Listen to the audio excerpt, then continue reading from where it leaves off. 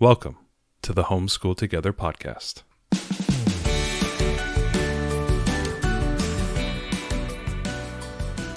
Where one working mom and a stay-at-home dad help you navigate the nuts and bolts of the growing and dynamic world of homeschooling.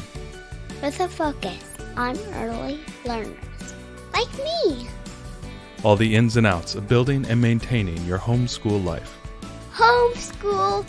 Find out tips and tricks to make things like this easier. I'm reading. And ultimately, enjoy educating your kids. And what's that last thing? Have fun together. Did I do good, Daddy? Yeah, you did, sweetie. Good job. Welcome back. That's Ariel. I'm Matthew, and welcome to Homeschool Together. My wife is happy that I changed up the intro very slightly there. If you have a chance, proud of you. I know. If you have a chance, head on into our show notes. We will have some links to the various things we'll be talking about today, as well as links to our YouTube channel if you can be that person. You know how we're teaching place value to our young learners, the ones place, the tens place, the hundreds place. But now we're talking about the thousands place. And you know what that thousands place is? How many subscribers we have on YouTube. If you could be that person that pushes us over the edge, please head on over there and do that for us. We can start making pennies. I know. We're so excited. Yeah, we're like 12 people away or something from making Yeah. pennies. So help us make some pennies. Help us make pennies. Ariel, we have done the Around the World journey. Mm-hmm. We have done with the Build Your Library and Torchlight combination, and I'm taking my Fitbit off because I'm Italian and I talk with my hands and I don't need free steps. We have done the Around the World journey. We have done Blossom and Root prehistory in preparation for what we are about to embark on, which is the Build Your Library Ancient Civilizations, our new and up and coming curriculum. So we wanted to do a little bit of a roadmap check-in with everyone here because we know a lot of you are doing kindergarten. We have all our, around the world videos and episodes to talk about that. And we just got off the really nice long YouTube series. And we've got a couple wrap-up podcasts that we had around it as well. The prehistory with Blossom and Root, which we really liked.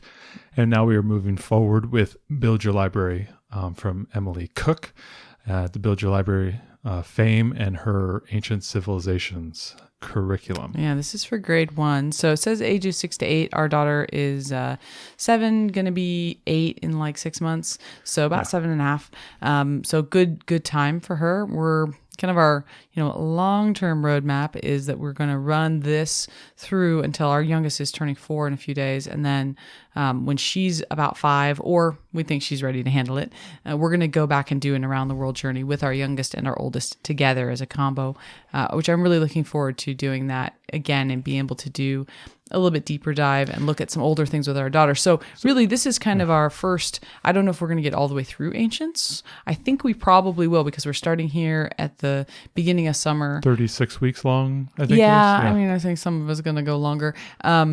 But I think we're about going to wrap this up or be pretty close when we're going to cycle back around. So this is our first time doing this. I'm really excited about it. And one of the things we wanted to do is tell you a little bit about the structure of the curriculum. And then more than anything, I want to tell you, of course, I'm not, capable of leaving things alone. So I want to tell you what we're going to do with it. And you can, of course, we're going to vlog it. So you'll be able to follow us on YouTube, just like we've done with our previous curriculum. Hit subscribe on the YouTube button. But yeah, we're basically gonna make some changes and mostly additions to do a few things differently, because I think there's a few things that now that we have done Blossom and Root and we've done Torchlight and we've done Build Your Library, I have some thoughts. I have many thoughts about what worked best for our family and kind of the pieces of each that I like the most. So we can talk with you about that. Well, and it's nice since we were, a lot of us, have to start somewhere and we don't really know what works best and, how to do it. And we tend to follow the curriculum to a T. Now that we've been through a number of curriculums, you're right. We do kind of understand, what works best for our learners. And before we get into it too deeply, is there any concern that you have? And I know we've talked about this before, stopping the forward momentum with our oldest on the first grade curriculums and going back into the kindergarten curriculums. Is there any concern if somebody's out there says, hey, you know what, I have the same age split as your kids? Yeah. Is there any worry or fear that, the older student will be losing out because of that? Yeah. So our kids are 3.5 years apart. And really, Emily says, kind of 2 years would be her limit to do the same level together. And while I get that, I'm not capable. I don't think we are capable of running 2 Build Your Library levels simultaneously. I can't be doing ancients with one and American history with the other. I just can't run that way. So When I don't know if I could balance that. That's just so much. It's a lot of reading, and I just don't know that we could balance 2 different timelines and things. So that segregation, our kids obviously will be doing their own math and their own reading and things that are at their level. But some things I really want to keep together. And one of the things I think we're going with our younger daughter's age. So as soon as she's ready, that's when we're going to go to each level. My feeling is everything that we've got here, I mean, the round the world study, it doesn't matter what it is, you can always go more in depth, right? I mean, every subject, and this is the way I think about it, every subject that Build Your Library does, every week that Build Your Library does, somebody in the world has a PhD in that, right? Yeah. Which tells me we can make it as hard as we want to make it, right? Yeah. The problem is making it easier. That's a challenge, right? How do you study American government and have a tag along 4-year-old? That doesn't work. So what is the second grade level? So this is ancient civilizations. This is ancients. It's going to go to medieval, then early modern, and then modern. Yeah, and that's hard to bring a kindergartner along with that. Right. So I'm thinking we're going to make things harder. Does this mean that our older daughter is going to be doing like American history a bit later than she would have if she were in public school or if she were doing the Build Your Library levels? Yeah, that's true. And, potentially we may condense some of the levels. If we feel like our younger learner is moving, I have this feeling, we have this feeling that she's going to be moving a little bit faster. Yeah, we've talked about this. Yeah. So if that's the case, she may do things a little younger than they say, right? We're going to move at her pace and then make things more difficult. I would be concerned about this if our kids were going to go to public school. Mm-hmm. That might be concerning because we would know, hey, all the kids in Washington State are supposed to get through this to this by 6th grade. And we wouldn't necessarily cover that same ground. But we're not intending to do that. And further, with Build Your Library, you're going to go through this whole series. And then in 7th grade, she goes back to geography. And then you're going to rebound all these subjects anyway. So we're talking about, that K through 6. Mm-hmm. And then you're going to go back and do them in greater depth anyways. So what you're saying is grade 7, she comes with her geography, and then 8 is... 8, I think, is a history of science. Okay. Maybe 8 or it's 9. But then she's going to go back through world history and deep into American history, American government. Okay. So it's kind of like, well, we're going to cycle back around on it anyways as a high schooler. So I'm just going to, maybe we'll pull some of those books down if our older daughter is ready for them. Or we'll find something in between that will work.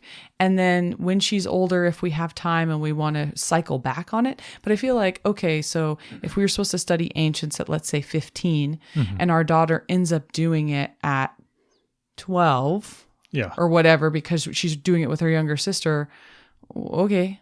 Yeah. Fine, right? Like, so she'll be 8 for this one. When we go back around to ancients, let's see, she'll be 10, 11. Yeah. She will probably retain a decent amount of that. Maybe it's not necessary to do it again at 15, Yeah. So personally for me, I'm not that concerned about it. I think that doing this as a family approach is going to be more meaningful for both of our kids, because I think if they were doing it individually and we didn't have that collaborative family atmosphere, I don't know that they'd get as much out of it. So I think our kids are going to get more out of it, and I'm not worried about them missing out because we aren't intending to return to public school. So your mileage may vary with your family and how you think that'll go, but for us, I'm not foreseeing that being an issue. Check back with me in a couple of years. The other thing too is you said, it's 36 weeks for this curriculum, and you said we might go a little bit longer here or there. On top of that, we homeschool all year round. Mm-hmm. And so there's some element of us moving slightly faster than one curriculum, especially the social studies curriculum here, the Build Your Library curriculum, faster than, one cycle a year. And so we may be able to pick up that time over the stretch. Right. We definitely may. And because our younger daughter seems to be pretty quick on the uptake, she may be ready for us to do that. And maybe that will roll through. Maybe we'll find a happy medium between their two ages and call it a day. So we'll see how it goes. But we wanted to start Ancients because we didn't want to just twiddle our thumbs for a year and wait for our younger daughter. We thought, we'll go through this. Our daughter has been into Egypt since she was like 4. So she's super excited to start studying ancient civilizations. Well, and it's kind of fun because, even though we're going to do the recycle, period over the next 2 years, it doesn't mean that our 4-year-old won't come along the ride for this as well. Right. She's going to be, but she won't remember it by the time she gets to it. So yeah, it's totally fine. We are expecting we're going to have a tag along 4-year-old. So there may be some things that we put together for this that, we'll share with you all that are things to help a younger learner come along, coloring pages and different things if you've got a young one in tow. I think going forward, we see a lot of requests on some of the secular homeschooling Facebook groups and some of the combo groups talking about taking a subject and bridging it in both directions, whether, say, for example, it's a first grade curriculum like this one. You see the specific questions of how do I bring a kindergartner along with that, and how do I bring or how do I bring my second grader and third grader along with it? So the idea of bridging these curriculums, making it like a family, making these study. Family studies, so that you can, put all your effort into this curriculum. Take 2, maybe 3 kids along for the ride. That is something we're going to be exploring over the next couple of years. Right, because we're going to be finding resources for our older learner to come along with this. And how do you take ancient civilizations, like hypothetically, ancient Egypt and everything, and how do you make that applicable to essentially what would be a 4th or 5th grader? Right. And we're going to be exploring that. So if that is something that you see on the horizon, or that hey, this is a challenge of mine, we're going to be specifically trying to piece that type of thinking along in our videos and our wrap-up videos on YouTube, the videos reviews that we do here on the podcast. We're definitely going to be keeping that forefront in our mind, because we do see a lot of people having that as a challenge. Right. So we're probably at this point going to add in things for the, we'll put in some things for the younger and talk about how we're accommodating our younger. And then the next time we go through, we'll be adding in older. So, stick with us if this is your journey too. And, we'll try to keep adding content. We want to help kind of flesh out these curriculums because I think they're great as they stand, right? It's not a problem. But there's a few things that our family would like, and I think there's ways we can add extensions to make it a more rich experience, and also to help bring along those other learners, or help you with books you can't get at the library, things like that. So no, this was good. I always like talking about this, like meta thinking regarding the choices that we're making, and we know people listening maybe using different curriculums, or maybe doing something else.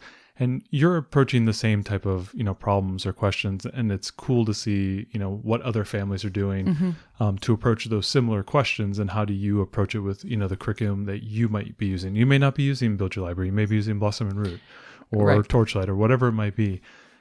You may have the same problems and questions. So I like talking about this, because this is something we were hemming and hawing on, and we've been chatting about this for months, maybe a year now, as we've been starting to think, as we move forward, how do we incorporate both these kids together?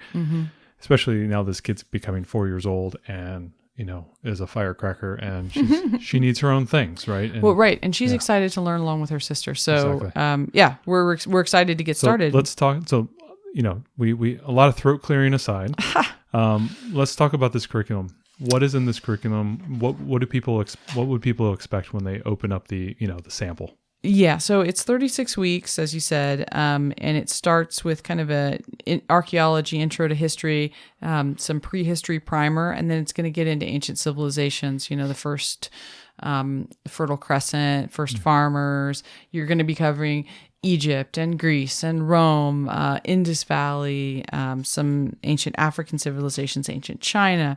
So there's a lot to be covered here. With this, there's also a science portion. I mean, we're going to do the science, but I would say that the science to me feels much more like a nature study than science. Okay. It is about the kind of the natural world here and heroes of the environment, but it's also like getting to know things in your backyard, and it feels like a nature study, y'all. It doesn't really feel like science in the way that, just coming off of the Blossom and Root prehistory, I felt like science, man. Yeah. Science with a big S. Well, this feels like science. Yeah, it felt like, doing that curriculum as our main curriculum was kind of wild, because we were doing essentially a science curriculum as our kind of social studies curriculum. Yeah, because it had some similarities. And so looking through this, we are going to do this as written, but we are going to treat it like a nature study, and maybe do it one day a week and call that nature study. And just as an aside, science is something that we're going to be exploring a little bit more maybe this summer, taking a look at different science curriculums, because we know that, again, that is also a question we hear coming up all the time, and I think that's something that we haven't really touched very much, and we know it's very important for secular families to have a very strong science integration within their curriculums. Right. Yeah. From everything that I've seen for our family, I think we are going to use level 1 or grade 1 Blossom and Root Science. Yep. So we're going to start this first, and then once we've gotten into a little bit of rhythm with this, we're going to start that. But you're right, we are going to be looking around and checking out some other science curriculums and hopefully doing some reviews on those this summer, just to give people lots of options. Personally, we really like Blossom and Root. I do love that you can purchase just the science option, so I don't have to buy the entire curriculum, because my heart loves history, and so I can't say no to the historical timeline, because I love history. I want to do history too, but then we can get some really good science, because I think Christina's basis in science is so good. Yeah. I just feel like that's such a rich science experience. So Absolutely. Anyway, so this is 36 weeks, and it has the nature study. There's also literature every week. Of course, this is a lit-based curriculum, so you're going to have your literature. It's and like specifically Charlotte Mason, right? Right. I would say the literature is kind of like a maybe 50-50 or split between things that are actually applicable to the time period and just, books that are good for first grade. I mean, you've got things like, House of Pooh Corner and Nim's Island and things that don't have anything to do with history. Okay. But then you have other ones that do have to do, Tales from the Odyssey and things that have to do with like Greek history. So there is some that are applicable and some that are not in this 36 weeks. Because we're getting into first grade, now we are adding narration cards, which it's basically like, you hear or read something and then you tell it back to someone. So this is where we're going to start, asking our kids to, tell us about what we've read, tell us about what they've learned. And there's a whole bunch of narration card cutouts that are in here. So like, tell back what you read or heard in your own words, or make a mural about about the book or your favorite scene. Or so this is really focused on listening comprehension. Yeah, right? Act out a scene from the reading, or tell 5 things you remember. Gotcha. It's kind of a way to. She does include comprehension questions in here, but this is another way to be a little more creative than just your simple. Why did character X do that? How do you think they felt? Just kind of the basic reading comprehension. So this is really great. There's also copy work added into this, which there wasn't in kinder because they're too young. And this is having your child write a sentence, multiple times a week. And it's from the literature. Okay, cool. And she gives you that. And then there's a poetry memorization. There is National Geographic's nature poetry book. There was the animal poetry in K. And for this is nature poetry. It's a lot of famous poets' works. And they're going to be memorizing short poems throughout the week. And then they'll present it at the end of the week. These poems are like 5-6 lines long. From the first couple that I looked at, they weren't too long. They would be memorizing them and then either performing them for family or, doing a video. I think that this is a perfect way for us to have her call Nana and Papa and do the poem for them, that kind of thing, because she gets to show her, she's memorized it, she's worked on it. So I think that's really cool. There's a big timeline project that's going to go through the entire thing. And there's some timeline cutouts of figures and things that you could paste on the timeline. That's cool. Of course, make the timeline as cool as you want it to be. I know we've had the timeline a few times, and I don't think we have done it adequately as called out. No, timeline was part of prehistory, and we really didn't, because we had a child who would rip things off the walls. And I feel like we're maybe at a better place with the timeline. I don't know. We may have to keep it in a binder or something, because she's still untrustworthy. But yeah, so we're going to try to get back to the timeline. And then the map work, there's a bunch of maps to color and maps to understand. And I think there's some really good books that we're going to pull in to include map work in this. So she kind of gets an understanding of, where she's at in the world when we're learning about this history. And learning how to do some research. So those are kind of the big parts for the science. There's a nature journal as well. Cool. So those are the major pieces. The weeks are pretty standard of, from what you remember. There's a main secular history spine. That's History Quest Early Times. Okay. And then there is sometimes an extra picture book. Like in the first week, it's Archaeologists Dig for Clues. So, you're going to be reading a little bit of an introduction from the kind of the textbook, and then doing another picture book. There sometimes is mythology, not always. There's a little bit of poetry. You're going to be reading a couple chapters from your lit book every day. Mm-hmm. The nature stuff with the nature notebook and a couple of nature picture books. There's some art and a little bit of the copywork and narration for language arts. And so that's kind of the entirety. And then and Emily breaks it up via the day, right? So right. She'll give you a schedule, mm-hmm. Of a Monday through Friday, and she will tell you what are the items that you should probably do in the day. Right. And there's a lot more information there. There's some notes and vocabulary that's included. There's some activities as well, like, interview a relative, about your family history or, so there's some activities. Some of them are arts and crafts. Some of them are just writing based. So that's kind of what it is. And are there multiple spines, or is it really just the one spine? Well, really, it's mostly just the History Quest. That's the biggest spine. Other than there's chapter books and a few other. Yeah, other than the poetry book, right? So the history book is a spine. The World Mythology for Children, which her daughter wrote, is also a spine. And the poetry. I think those are the only ones that are. And the outdoor workbook, nature one. So there's a couple of nature books that are spines, and then the mythology, poetry, and the main history. Okay. The rest of them are just going to be extra, some picture books, and then a chapter book for every week. So library checkouts. Yep. Yeah. So some weeks have an extra picture book, some weeks don't. They just have a chapter book, which is, if you know anything about our family and have listened to any of our previous stuff on either prehistory or around the world, we're not like a one book family. That just doesn't work for us. Our daughter is really voracious. She's not kind of reading herself voraciously, but she wants to be read to all the time. All the time. So, just one book is just really not going to cut it for us. So we're going to be adding in some extra things. So I sat down and I was thinking about how we wanted to plan this. I've done a couple of different planning ways before. I planned the Build Your Library. Well, first I planned, all of our early years, Blossom and Root, Torchlight Pre-K. I planned that in Trello. I planned the Around the World Journey in Trello, which was nice because I planned it. You could use it on your phone. It worked out pretty good. The last one, I planned Prehistory in Notion, which I didn't really love because it seemed very complex and not very new user-friendly. I have a whole guide out there about how to use Trello and go through every nuance of how to build Trello boards and get all the functionality. I looked at Notion. I wanted to do something similar, and I was like, I don't even know where to start. This thing is so complex. Mm-hmm. I don't even think I'm doing most of what I should do with it, and I keep getting confused. It's database based. Is a totally different animal. And as much as sometimes I thought it was kind of cool, I don't think that we got the value out of it. It had some interesting features that I liked a little bit more over the Trello. Trello seemed a little bit more disparate, like you were breaking everything into little micro pieces.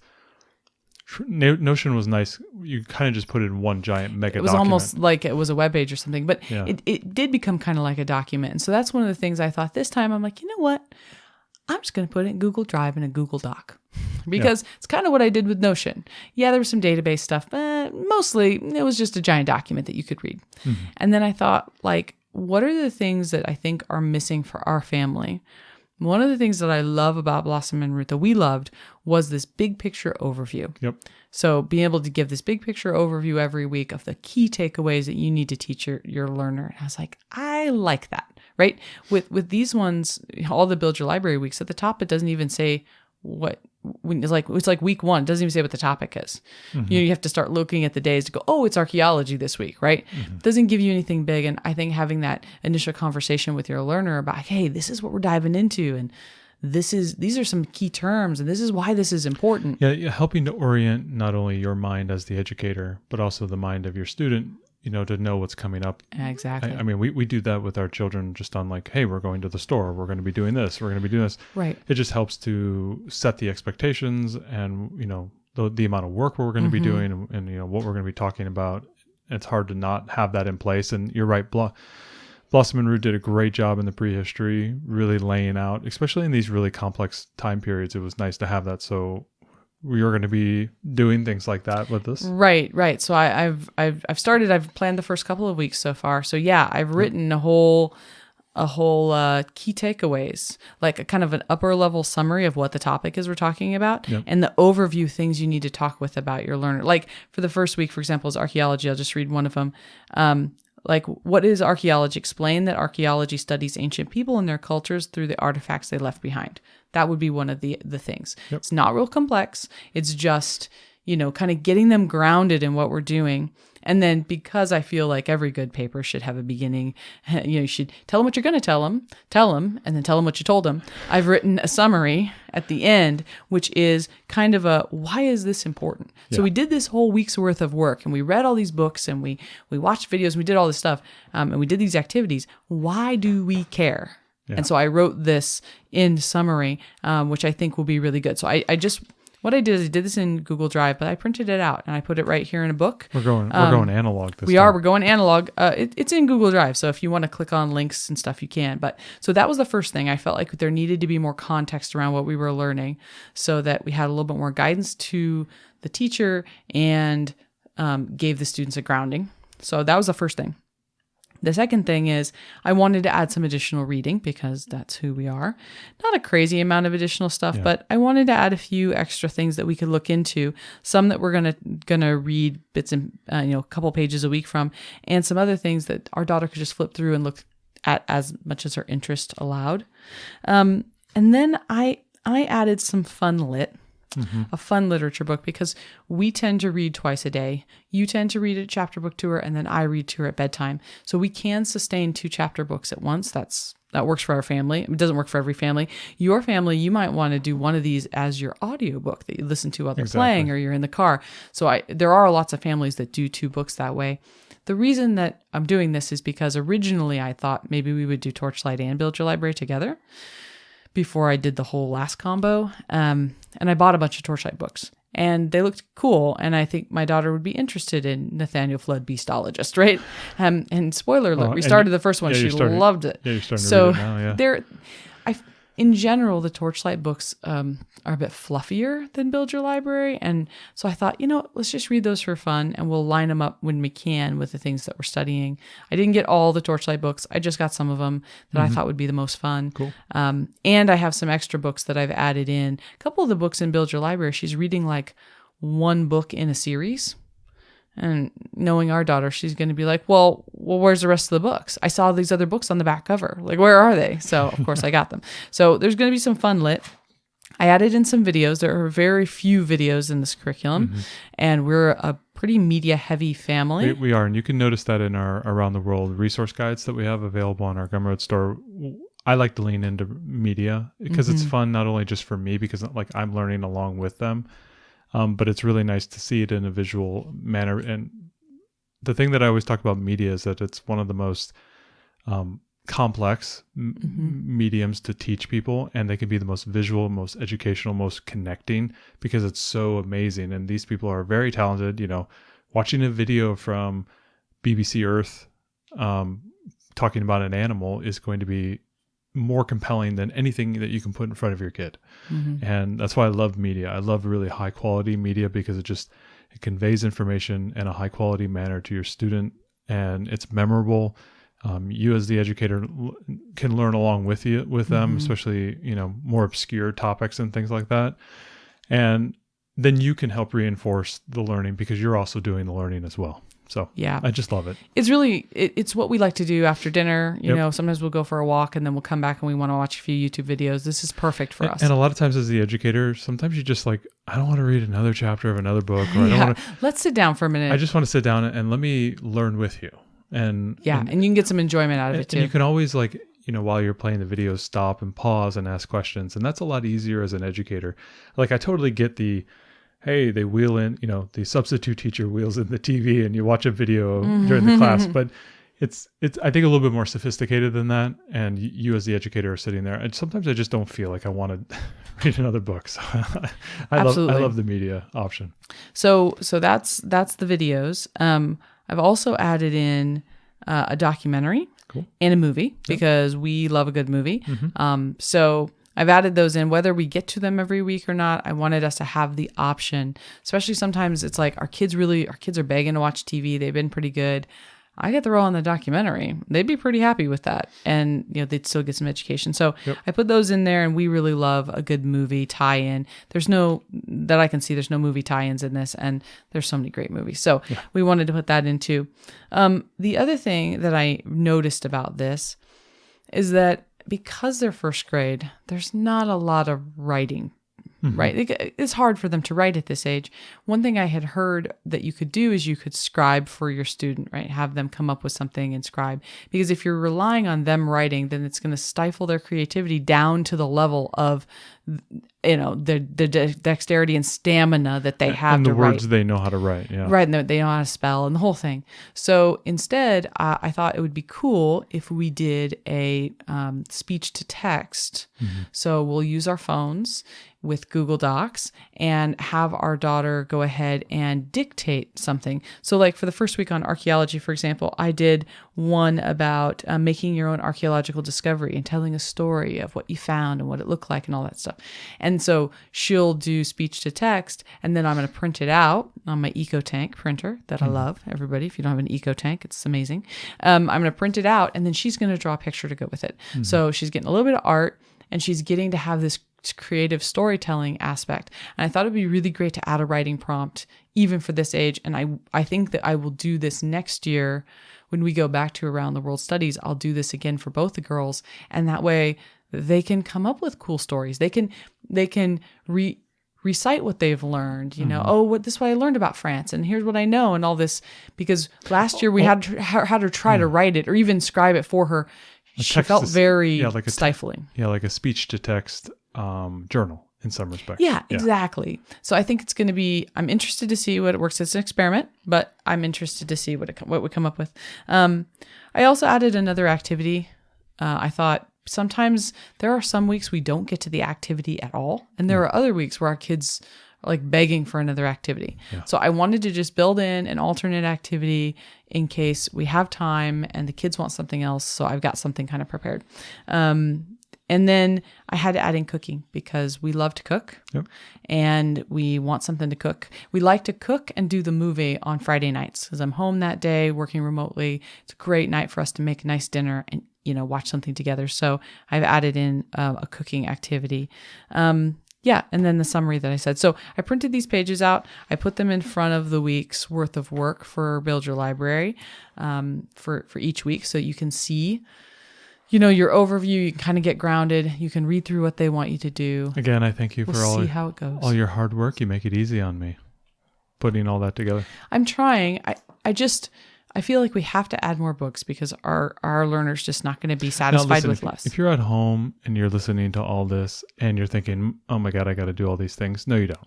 You don't have to do that. You can just follow the curriculum. You can prune out things out of the curriculum and do a subset of the curriculum. You do what's right. You do what's right for your family, what's right for you guys. Add in certain things. We've given you a bunch of ideas. Maybe you take out a few things because your kid doesn't like X. But hey, that idea that Ariel had sounded really cool. I want to do that. Do pay attention to the YouTube channel because we're going to be doing our live vlogging of this curriculum. And we'll tell you what we're going to do we tell you every week what we're doing, and we'll link our videos and then playful, loving banter between us. Yeah. We do like to talk about, what went well, what didn't go well, and, share that with you guys. So maybe, our mistakes can help you in your journey as well. Yeah. Any other big concerns around or comments on the ancient civilizations? There's like 3 weeks on Egypt and like I think 3 on Greece and like 6 or 7 on Rome. So, I mean, I'm not saying Rome's not a big topic, but I know that Greek mythology is going to be a huge We'll try to time the Percy Jackson Disney release. So. Yeah. I was kind of hoping that it might be out, but we may have to push it a little. We'll have to see how if it's too violent or whatever. Do I get to watch 300 alone? Yes, you can watch it alone. So there's Egypt, which our daughter is greatly interested in. That's only 3 weeks. And then I think that there's that mythology, that Greek mythology. There's just no way we can move through all of that goodness in just a couple weeks. So I think there's going to be a couple areas that we're going to need to expand on, because our learner's going to want to go down a lot of rabbit holes with. And I think that they're really popular sections that your learners might also want to go down those rabbit holes. So I think we're going to be pulling a lot more books, a lot more movies and YouTube videos and things to help round that out. So if you think that that's also something your kiddos are going to be into, then definitely stay tuned, because I think there's going to be, I'm foreseeing when we get to Egypt, like, what a topic. Our daughter's going to want to stay in Egypt for over a month, I'm sure.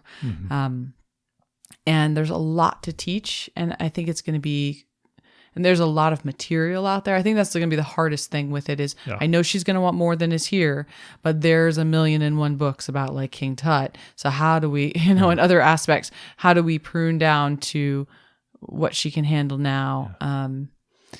So it's also we'll see how that goes. It's targeting those famous things, but also trying to find other elements of those civilizations that are also entertaining and interesting, and pulling them out like little gems from the stone. And you could talk about King Tut all you want, but what about the new discoveries that they just made in the last couple of years? Right. Like maybe you can talk a little bit about that instead, right? There's so much there, you're right, that it's almost bottomless. Yeah, and I don't want to keep like retreading ground, right? If I've got 12 books on Egypt, they all kind of talk about the same thing over and over again. That's not... These ancient civilizations have a lot of content, and there's a lot of kids' content wrapped around them. And so it's really, you have your pick of the litter here. And there's going to be others that we're going to find very little, right? About some of the ancient civilizations. Yeah, I mean, speaking of content, like we're putting together the Oceania guide right now for the Around the World Journey, our final guide. And when you're like looking in there for books on Tuvalu, right? And it's like, there just ain't anything there. There's only 12,000 people on these islands anyways, right? It's hard to find, but with these ancient civilizations, there's almost too much information. Right. That's what I'm worried about with Egypt and Greece, because there's been so much made for kids in this area. So I do want to be discerning, and I don't want to keep retreading the same ground, but I do want to expand on what's here, because there's not enough to satisfy our learner. Yep. So that's going to be a little bit of a balancing act, and we'll see how the Google Drive thing works out. If that's the way, I kind of thought we're just going to move away from the visual this time and see how that works out. I do love Trello, and I love how visual it is. It does make my heart very happy, but it is work. I mean, when you're starting to add up all the things that we're working on and doing, and just in our private lives, it does add a lot of time, putting together, an entire digital dashboard for it, but you do get to keep it. We get to reuse it, which is nice. Right. But one of the problems for me is that is not a shareable format. So in the number of times people have asked me if I can share my Trello board, and I can't do that. I would love to sell Trello board. Yeah, wouldn't that be great? I can't do that. So that's kind of the problem. And I thought, you know what? If everything is in Google Drive, I can package this and I can give this away to our listeners. I can help other people with this material. Sure. It's in an easier to transmit form. Yeah. So that was one of the reasons for me that I decided that I think Google Drive was the way. Yeah.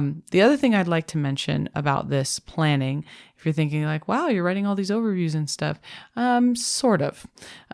We are going to have a podcast on this because we need to get to the point where we're more fluent, but I am leveraging quite a bit of AI to help with those. So I am leveraging ChatGPT and Bard from Google to help me with those.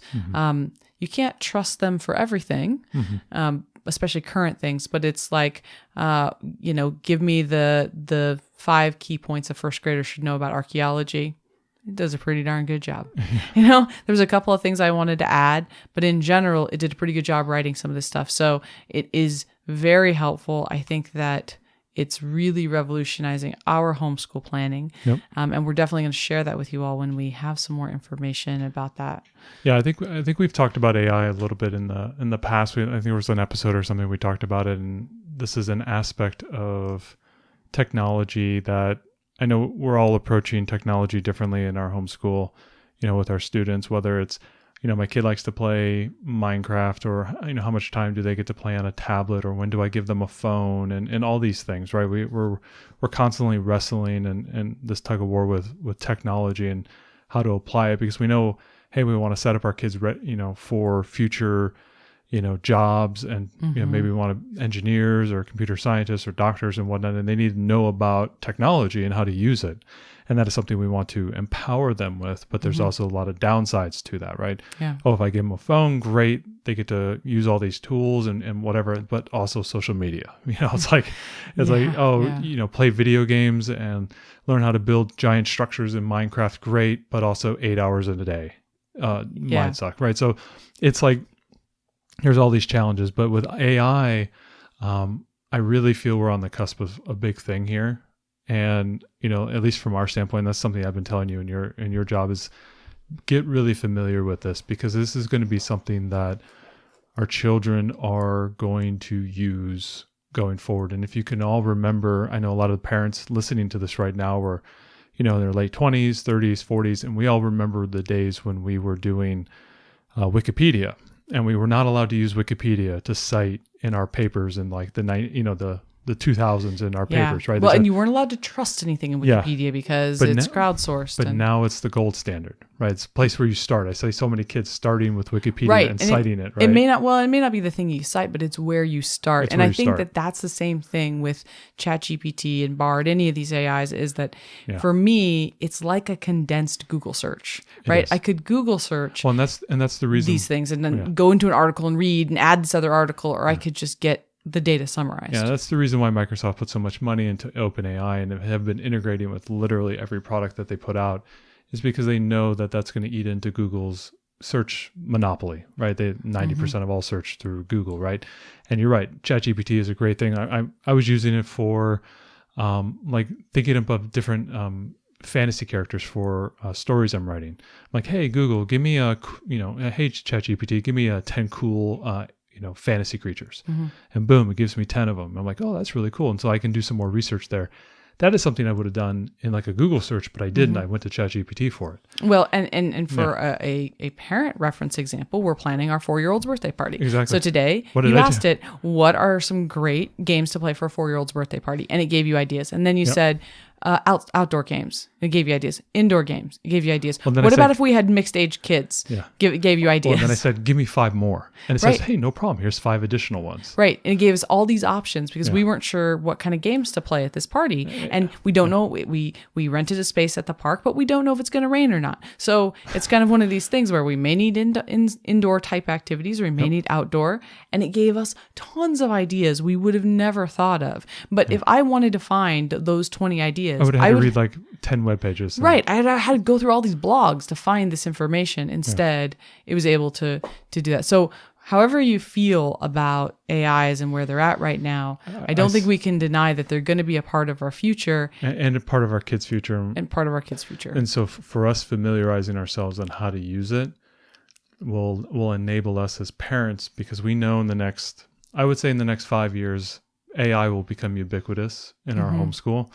And I think it's going to be an important thing. We should probably have a podcast on this coming up. Yeah. We will do a whole podcast, but I think we need to get a little bit, I personally want to get more comfortable with it to the point where I could speak better to it. But I am leveraging it to help me with some of this planning. It's one of these trust but verify things. You can't take everything as gospel. Some of it's not right. So, you do have to be careful with it. There are some gotchas, and it is still kind of a beta thing, but I am finding some places where it is really helpful. And I know that there's some ways in which I think it will be helpful in the future. Things that are very settled and old and well understood. I think it gives you pretty much like what you said. Give me the reasons why archaeology is important, right? Right. That's so easy, right? That's an easy thing. Right. I think so. Give me the nuances of colonial America economy between, Virginia and Pennsylvania. It's like, okay, that's going to be some wonky thing that there may not be the right answer there. Right. So I think it's something we got to be careful with, but I am learning it as part of this effort, and I hope that I can then share that with everyone when I know more. Okay, maybe that was our, what are we consuming this week? Is we're starting to play with AI. So yeah, I think that is what we're consuming. That's what I'm consuming. I'm on there all the time. And I'm on there as well. And I'll put a link in the show notes for you guys at home to download ChatGPT onto your phone. I There's don't need that. I will be on there all freaking They day have an long. app now that's leveraging ChatGPT 3. This is through OpenAI, so it's free to use ChatGPT 3.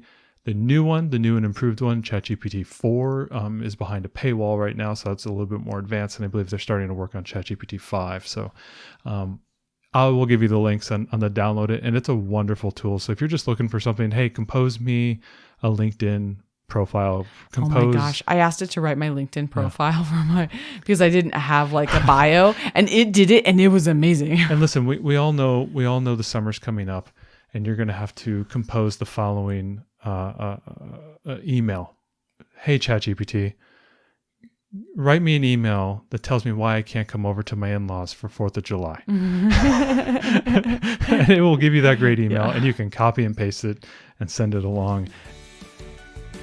Thanks so much for joining us today and making us a part of your homeschool journey. Please engage with us on social media. Join our Homeschool Together podcast group on Facebook and find us at Homeschool Together Podcast on Instagram. We'd love to hear your feedback, questions, and recommendations. Until next time. Happy homeschooling!